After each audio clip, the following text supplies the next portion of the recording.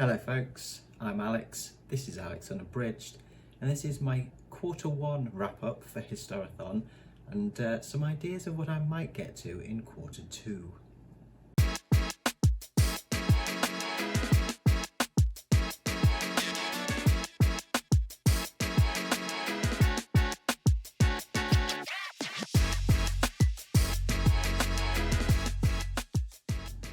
So welcome back to the channel if that is the case. Yes, first quarter of HISTORATHON done. I got through a couple of books for that. So today I'll have a little chat about those two and then have a little look at what I might be getting to in this next quarter, Q2, which we are just in now, at the beginning of April. So let's go back to what I got through first. I had a couple of audiobooks, and the first one was The Rise and Fall of the Dinosaurs by Steve Brusatte. This is a good overview really of sort of the three sort of main eras of dinosaur habitation, but also kind of, you know, before that. It's the evolution of and life of the dinosaurs, ending with the extinction event essentially. But at the same time it's also a look at paleontology, the history of paleontology and how it's changed, and modern techniques, and Brusatte's own experience, anecdotes, etc. As a paleontologist. It's kind of there's a lot of his own story, his own experience in there as well. I enjoyed this. This was really good. It was really interesting. If you're interested in dinosaurs, you will find it interesting. There was plenty of stuff in there for me to kind of note down, for things to go off and look at, you know, in the future, in more sort of in a more kind of focused way. I think some of the stuff I actually found the most interesting was the stuff that's outside of, or, you know, pre those kind of main periods when dinosaurs ruled, and certainly the period of time just before the Triassic, so the Permian, when you've got some kind of, you know, proto-dinosaurs, pre-dinosaur, dinosaur type things, creatures. That's really interesting because I know very little about that, so I want to look into that more. And, you know, there's quite a bit of sort of, you know, evolutionary science that was mentioned as well, which I find quite interesting, the science side of it. So like things like, you know, convergence, evolutionary concepts. So yeah, plenty of stuff for me to kind of go off and kind of look at in more detail. And as I say, there was plenty of stuff about dinosaurs in there. But as I said, there's also quite a lot about paleontology and specifically Brusatte's own experience within that field. And that's the only thing I'd say really, is that there's maybe, for me, by the end of it, there was a bit too much of an imbalance. There was a bit too much of the paleontology and Brusatte's kind of personal side of things, in comparison to the actual kind of dinosaur stuff. So that, yeah, by the end I was kind of, I felt the balance was maybe a little bit off on that. But it didn't kind of stop me from enjoying it. I just felt like I wanted a bit more on the actual dinosaur stuff. But I think I probably will go on and read his second book in that kind of series, which is The Rise and Reign of the Mammals, which obviously picks up after that extinction event that wiped out the dinosaurs, and looks at mammals, you know, which, you know, we are still reigning today. So he's got a very good accessible narrative style. So it's not hard to comprehend the information in there. Although I know, you know, this is a note for both of the books that I read or listened to. I think one of the things it's taught me is that this kind of non-fiction, certainly this sort of historical non-fiction, prehistory particularly, in audiobook format is perhaps not the way for me to enjoy it the most. I did actually double dip on this and pick up the ebook for The Rise and Fall of the Dinosaurs for 99p on Kindle, so that I could actually then read along with the audiobook, which did help. And also there's some, there's some visual stuff in the book as well, some, kind of impressions of what some of the dinosaurs might have looked like, things like that. Certainly the ones that I don't know, when I hear names of them and he's describing them, but I can't necessarily visualize them without that kind of drawing in front of me. But it has made me add a load of dinosaur books to my kind of wish list, and not just kind of this sort of written history, but actually like dinosaur visual dictionaries, things like that, because I am fascinated by them as creatures and what they look like. So it's definitely inspired further reading around this subject, definitely. And as I say, it's definitely something for me to go back to.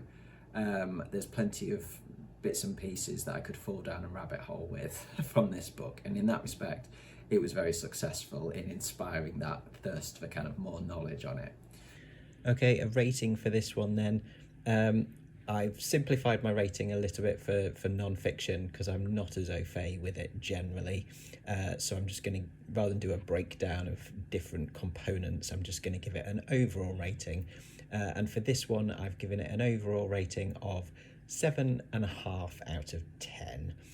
So that will go on Storygraph at probably a 3 or a 3.5 star.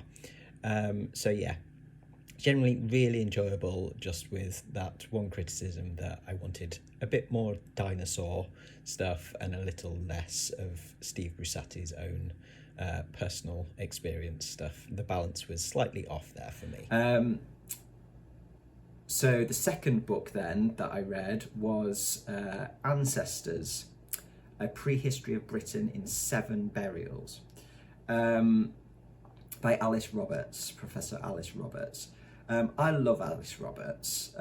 She's a British archaeologist, anthropologist, anatomist perhaps. I don't know how many degrees she's got and what they're in, but there seems to be quite a few.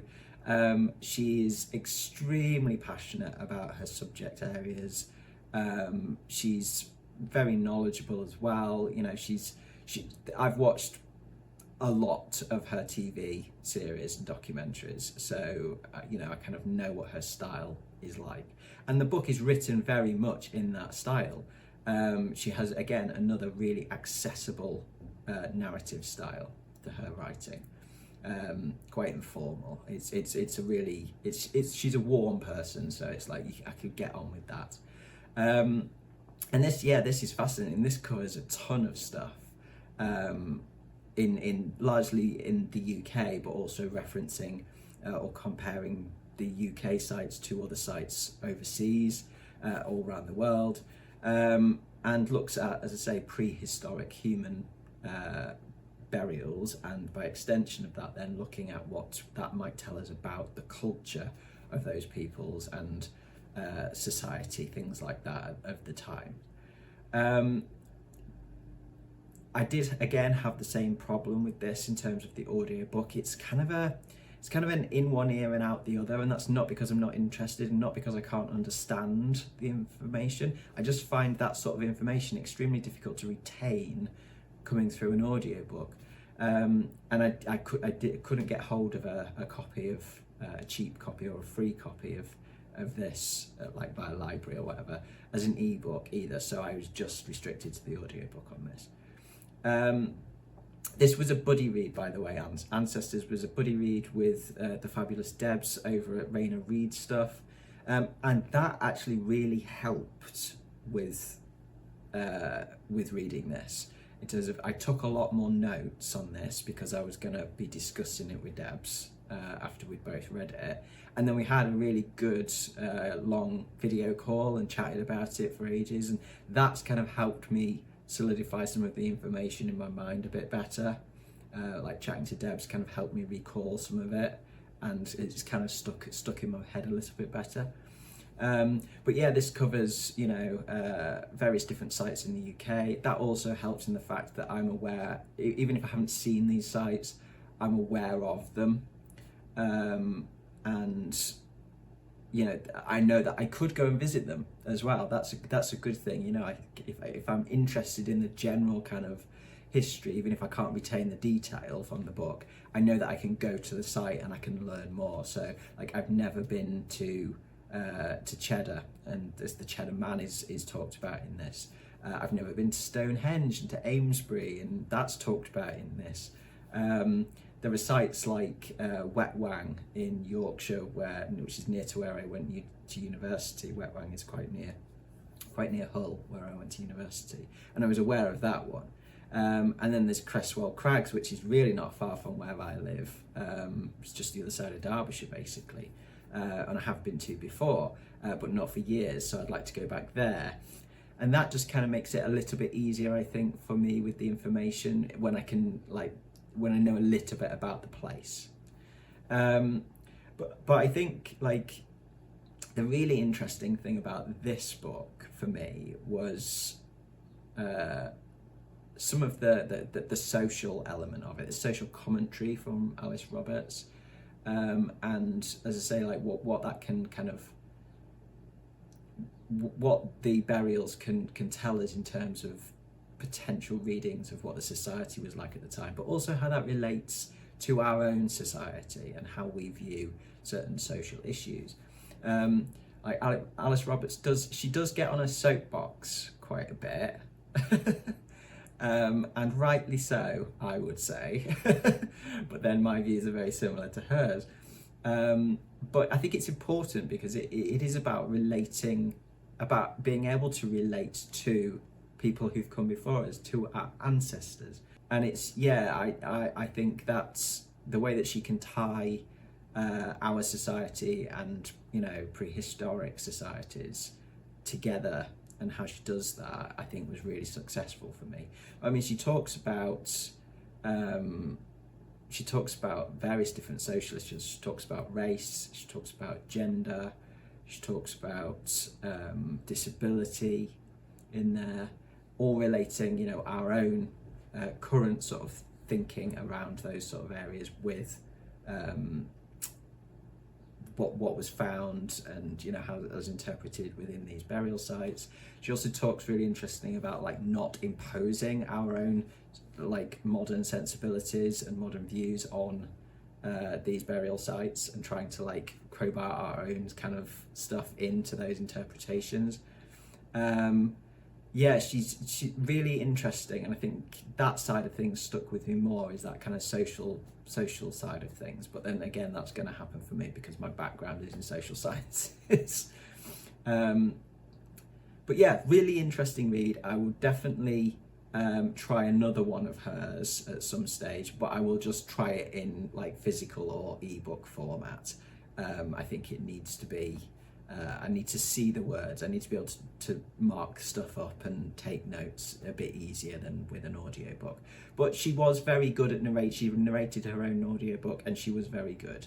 And it was still a very enjoyable experience, and made even more so by the fact that it was a buddy read with Debs, and that was great. I really, really enjoyed that. Okay, a rating for Ancestors then. This one is an 8 out of 10. This will go on Storygraph as a 4-star read. As I say, really enjoyed this one, really enjoyed the social side of this one, and Alice Roberts' style is excellent. It's very accessible style, and it's certainly made me want to read more of her stuff. So those were the two that I got through for quarter one. So what am I going to be looking at in quarter two then?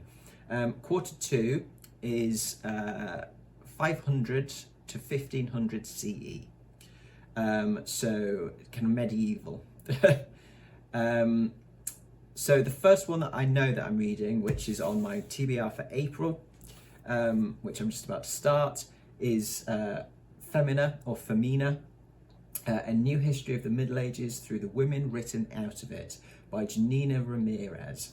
And this is, as it says, this is looking at some of the really influential women of the Middle Ages who we just don't hear about because they've been erased, essentially. And it covers women from various different sort of you know, spheres, if you like, of society and study and stuff like that. And again, Janina Ramirez is another one like Alice Roberts, whose TV stuff I love. Another young, passionate, extremely intelligent and knowledgeable and accessible broadcaster, and I'm hoping therefore writer as well. I've heard excellent reports of this, and I am really looking forward to cracking on with this now. And then beyond that, I'm a little undecided at the moment for the rest of Q2. May's going to be a bit of an odd month for me in terms of I'm busy with stuff. I'm busy with work for a couple of weeks of it, and then the other 2 weeks I'm on holiday. And I always think on holiday, oh, you can get loads of reading done, you're on holiday.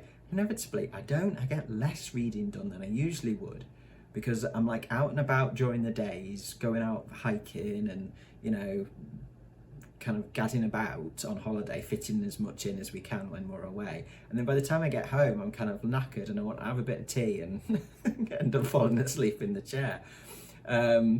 Feel old. So I'm not going to plan to try and get through too much in May, because I think that would just be a bit of a mistake.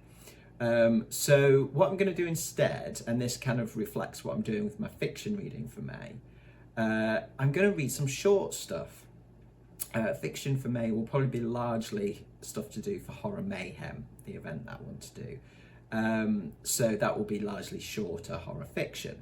So I will mirror that with my non-fiction, and I found some very short kind of introductory little books on Kindle Unlimited. And it'll just give me a chance to read some sort of good kind of intro things to a few different areas of history within this 500 to 1500 CE time period, and kind of maybe get an idea of what I might want to, you know, focus on for the last month, for June, for the last month of Q2. So I'll just whip through a few of these. I've got some stuff. All of these books are like maximum really sort of 150 pages. So they are just a good, you know, meant to be a good introduction to give me a taste to see if it's something that I want to look into more.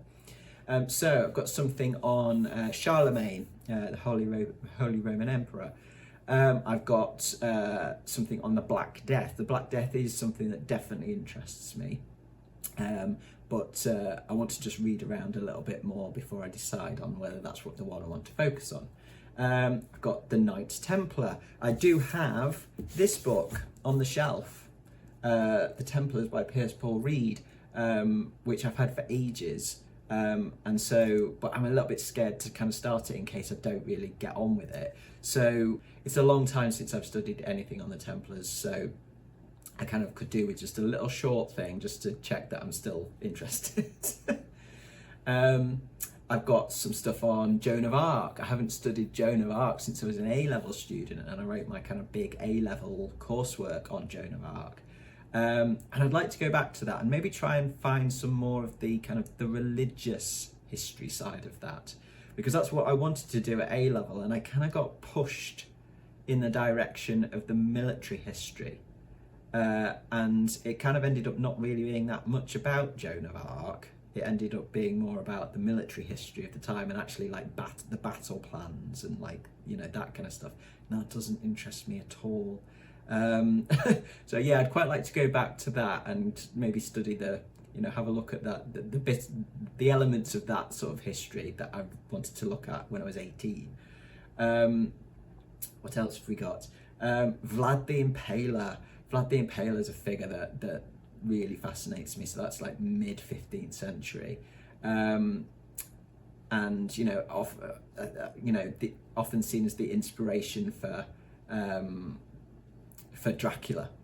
So I think that could be really interesting. And again, I do have access to a Kindle Unlimited full-length book on Vlad the Impaler should I want to choose that to look into more. And then we've got the medieval Inquisition. I know the kind of latter end of the Inquisition sort of period with Ferdinand and Isabella, so late 15th century, early 16th century. But the Inquisition was going on for years before that, the medieval Inquisition. And that was something I always found fascinating at A-level as well. So I'd quite like to go back further with that. Moving outside of kind of, you know, Eurocentric history, white history, I'd quite like to have a little look at maybe some of the stuff about the Mesoamerican civilizations, so Aztec, Olmec, Mayan, Zapotec, you know, that kind of thing. So there's some of these little short kind of introductory things for those, because I'm very aware that a lot of the stuff that I'm drawn to is very Eurocentric. So it'd be nice to kind of go further afield, and certainly with the Mesoamerican civilizations, that could be really interesting, because I am interested in potentially looking at the conquistadors for Q3, so when we're into the 16th century. And so it'd probably be, you know, it'd be really useful to have a bit more of a grounding in what the civilizations that were there before, and the civilizations that, you know, then got wiped out by the conquistadors. So that's another potential. And then finally another couple which would serve potentially as a bit of a crossover into Q3, and that is the rivalry between the Medicis and the Borgias. And you've got the Sforzas coming in as well there. But the Medicis, I think their power started to rise further back into the Middle Ages, into medieval times, whereas the Borgias, as far as I'm aware, their power really came sort of when you get into the 16th century, so into the Renaissance. It'd be quite interesting to maybe look at the Medicis first, going back into medieval era, and then the rivalries when they really got to their height, you know, in the early Renaissance period. So there's plenty of stuff there for me to dip into and see if I can find, you know, something that I think, yes, actually I want to read an entire book about this in June for the last bit of Q3. For the last bit of Q2 rather, before we get to Q3. So yes, that's the plan for Q2. I will get back to you on what I end up picking at the end of May. Basically, that will just go into my TBRs in terms of what I end up picking for June for my other read.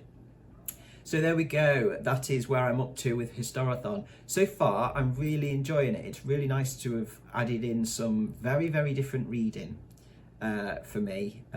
You know, I've become very much a fiction fan over the last few years, and my non-fiction reading has dropped out somewhat.